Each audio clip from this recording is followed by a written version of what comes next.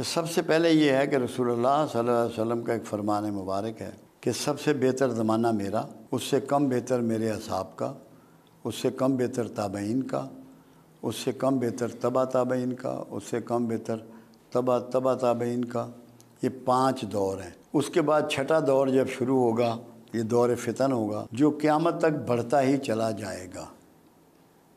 دور فتن میں چلنے والے سے کھڑا ہوا، کھڑے ہوئے سے بیٹھا ہوا، بیٹھے ہوئے سے اپنے گھر میں دروازہ اندر سے بند کر لے، وہ محفوظ ہے۔ مگر دور فتن کی جو آپ نے تفصیلات بیان فرمائی ہیں، احادیث ہیں، ساری ترتیب ہے، مسلم میں ہے، بخاری میں ہے، بلکہ احادیث کا کوئی مجموعہ ایسا نہیں جس میں ان کا ذکر نہ ہو۔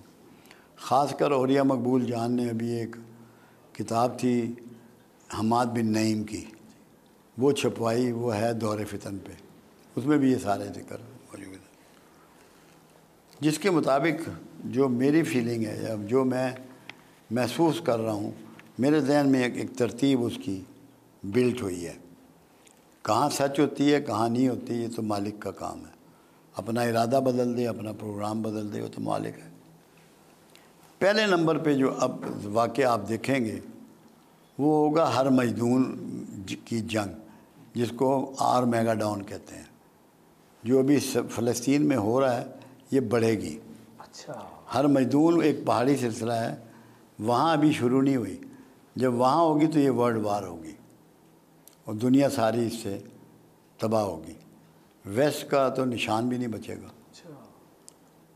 بہت زیادہ دنیا میں تباہی مچے گی۔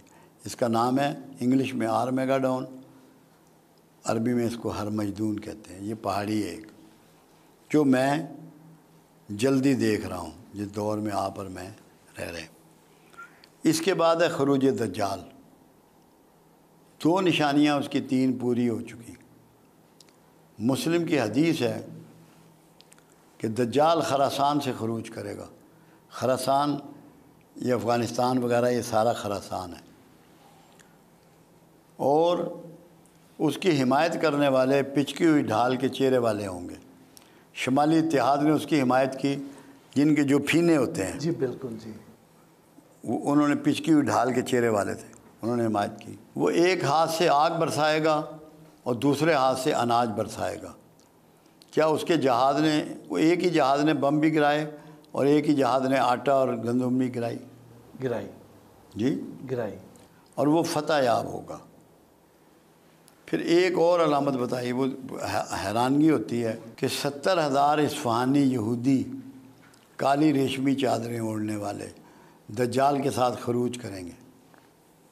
اصفہان میں سب سے زیادہ آبادی جیوز کی ہے، ان کی پارلیمنٹ کے ممبر بھی ہیں، اور کالی ریشمی چادریں اوڑھتے ہیں۔ جی بالکل اوڑھتے ہیں۔ لیکن میں آپ کو بتا رہا ہوں تاکہ اب یہ ہے خروج دجال کا زمانہ۔ جتنی نشانیاں ہیں نا، ابھی یہ سکے ختم ہو جائیں گے بالکل، یہ نوٹ کارڈ، کریڈٹ کارڈ چلے گا، تاکہ ایک آدمی آپ کے سارا فائنانس کو ایک لمحے میں روک لے۔ ایسے ہی جی، آپ کی زندگی کو ایسا کر دیا جائے گا کہ ایک آدمی آپ پہ رول کرے پوری دنیا میں، چاہے کرنسی ہو، چاہے موبائل ہو، چاہے کھانا پینا ہو، کچھ بھی ہو۔ یہ اب خروج دجال کا زمانہ آ پہنچا ہے۔ پھر ظہور مہدی ہے نزدیک، اس کے بعد پھر خاتمہ بنی اسرائیل ہے، جو ہر مجدون ہوگی نا، اس کے ساتھ ہی اسرائیلی ختم ہو جائیں گے۔ حدیث مبارکہ یہ ہے، کوئی پتھر، کوئی اینٹ، کوئی درخت، کوئی سایہ ان کو پناہ نہ دے گا۔ صرف ایک درخت ہوگا زرکت کا، وہ اس کے پیچھے یہودی چھپ سکیں گے۔ یہودیوں کو اس حدیث کا اتنا یقین ہے کہ انہوں نے یہ 50 لاکھ پودے لگوا دیے ہیں درخت کے، ان کو پتہ ہے کہ یہ پوری ہونی۔ اس کے بعد ہے اسلام کی نشات ثانیہ، جس کے سٹارٹ 3 ملکوں سے ہوگا، ترکیہ، پاکستان، خراسان۔ پھر غزوہ ہند ہے کہ ہندوستان پہ یلغار ہوگی اور وہاں اسلام پھیلے گا، ہندو یا اسلام قبول کریں گے یا مارے جائیں گے۔ پھر نزول عیسیٰ ہے۔ نزول عیسیٰ جب ہوگا تو جو فوجیں غزوہ ہند لڑیں گی، وہ جا کے شام میں عیسیٰ کی فوجوں سے جا ملیں گے۔ یہ تو جو ترتیب میں دیکھ رہا ہوں، محسوس کر رہا ہوں، پڑھتا ہوں، وہ ہے۔ پاکستانیوں میں بڑی چینج آئے گی، غربت یہاں کبھی نہیں ہوگی۔ ابھی بھی اگر کوئی یہ کہے کہ پاکستان غریب ہے یا لوگ غریب ہیں، اس سے بڑا جھوٹ کوئی نہیں، کیونکہ میں 1964 سے فگر نکالتا ہوں، جو کچھ ایک عام شہری کے پاس، ایک پاکستانی کے پاس سامان و دیگر سہولتیں 64 میں تھی، اس سے 4 گنا سے 6 گنا ہیں اس کے پاس۔ جی بالکل ہے۔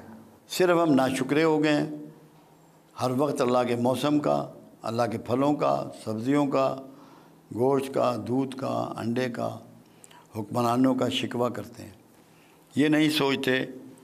اب جیسے حکمران ہی ہیں، ہم یہ سمجھ رہے ہیں کہ یہ خود آ گئے یا ان کو فلاں ووٹوں نے بنا دیا۔ قرآن تو یہ نہیں کہتا، قرآن تو کہتا ہے جس کو چاہوں معزول کروں، جس کو چاہوں حکمرانی دوں۔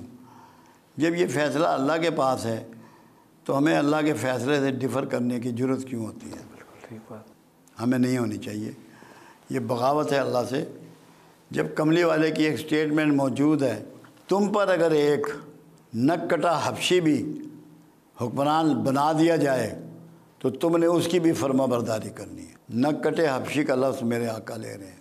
تو اس لیے ہمارے ہاں جو جھوٹی بغاوت ہے نا، کہ ہر چیز کو برا کہنا، ہر چیز کی مخالفت کرنا، یہ جائز نہیں ہے، یہ نہیں کرنی۔ شکوہ نہیں، لوگ شکوہ چھوڑ دیں۔ میں یہ یقین سے آپ کو بتاؤں، یہ زمین آپ کو وہ خزانے اگلے گی جو کچھ سوچ نہیں سکتا۔ سونا، چاندی، تانبا، پیتل، پلیٹینم، گیس، پیٹرول، زمرد، یاقوت، سب اگلے گی۔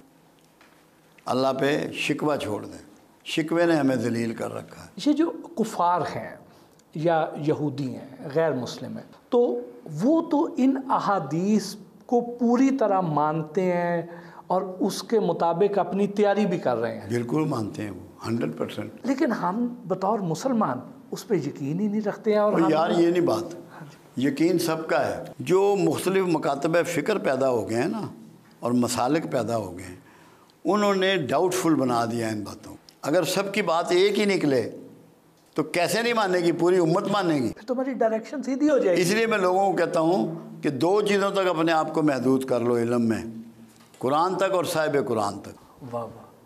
میرے 4000 سے اوپر لیکچر ہیں دنیا بھر میں۔ میں آکسفورڈ میں بھی خطاب کر کے آیا ہوں، اسٹاف کالج کوئٹہ بھی خطاب کر کے آیا ہوں، ISPR میں بھی کیا ہے، ہائی کورٹ میں بھی کیا، چھوٹی کورٹوں میں بھی کیا، فوج کے بے شمار اداروں میں کیا۔ تعلیمات کا کوئی یونیورسٹی ایسی نہیں جہاں ایڈریس نہ کیا ہو، مگر میں قرآن اور صاحب قرآن سے باہر نہیں نکلا، اس کے اندر بات کرتا ہوں۔